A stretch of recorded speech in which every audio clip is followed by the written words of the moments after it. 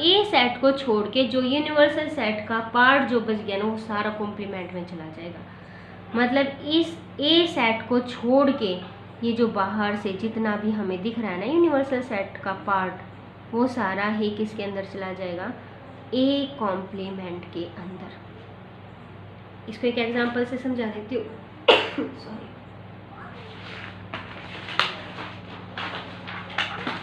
क्या एग्जांपल लो, एग्जांपल मैंने ले लिया, ए ले लिया है 2 4 6 8 10 12 14, आप बल्कि ए की बजाय इसको आप यू मान लो एज ए यूनिवर्सल सेट। और मैंने ए ले लिया है 8 10, ये दो एलिमेंट मैंने ए के अंदर।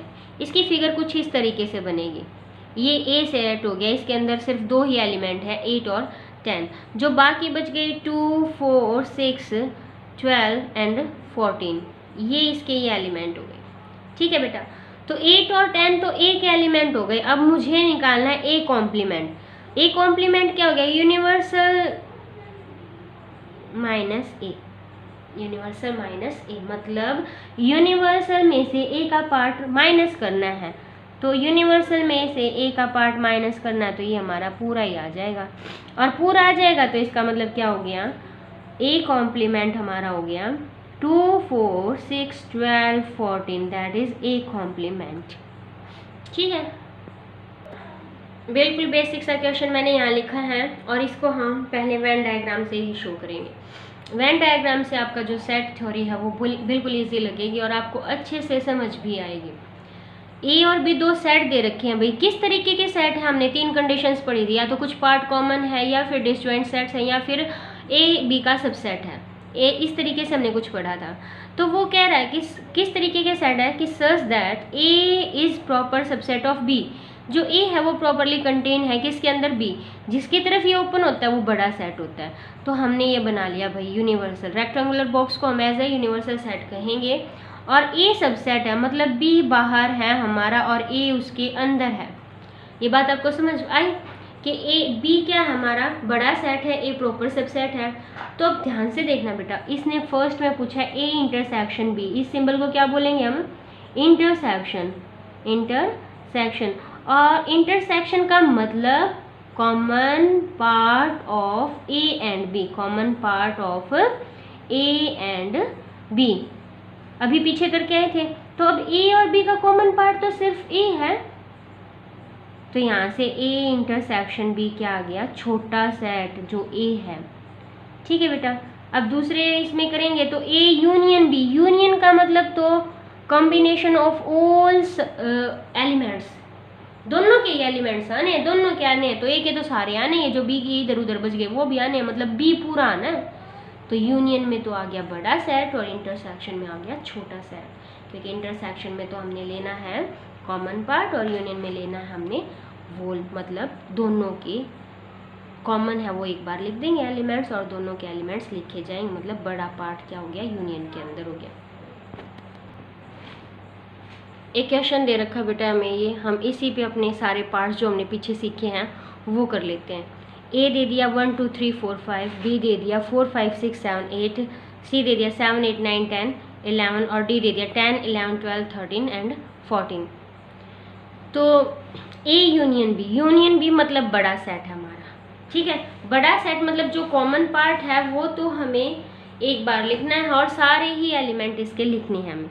तो 1 2 3 4 5 6 7 8, तो ए यूनियन बी के अंदर क्या चला गया, 1 2 3 4 5 तो लिखने ही हैं, 4 5 रिपीटेशन हमें है तो छोड़ देंगे, क्या आ गया 6 7 8, ये चला गया बेटा यूनियन में, क्या चला गया यूनियन के अंदर।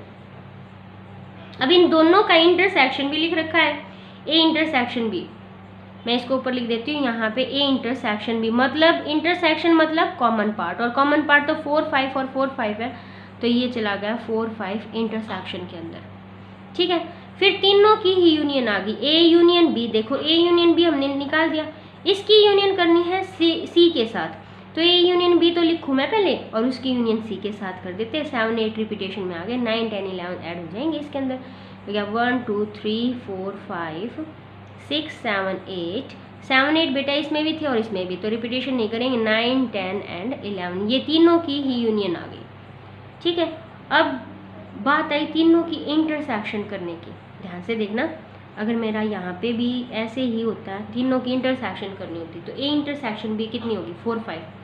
सी के साथ इंटरसेक्शन कर देंगे, सी में तो कॉमन पार्ट में कुछ कॉमन है ही नहीं, 4 5 होता तो 4 5 आ जाता, अकेला 5 होता तो 5 आ जाता, लेकिन यहाँ तो कुछ आ ही नहीं रहा तो 5 हो गया। ये कोई घबराने वाली बात नहीं है, तीनों की इंटरसेक्शन यहाँ 5 हो जाएगी क्योंकि कोई एलिमेंट इसके अंदर कॉमन है ही नहीं हमारा।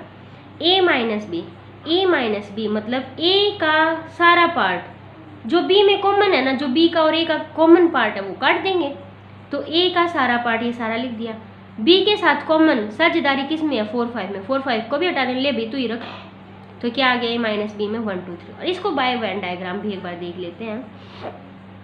ये है बेटा ए 1 2 3 और बी के साथ है ये ए हो गया आपका, ये बी हो गया, तो 4 और 5 तो हैं 6 7 8 आ गए।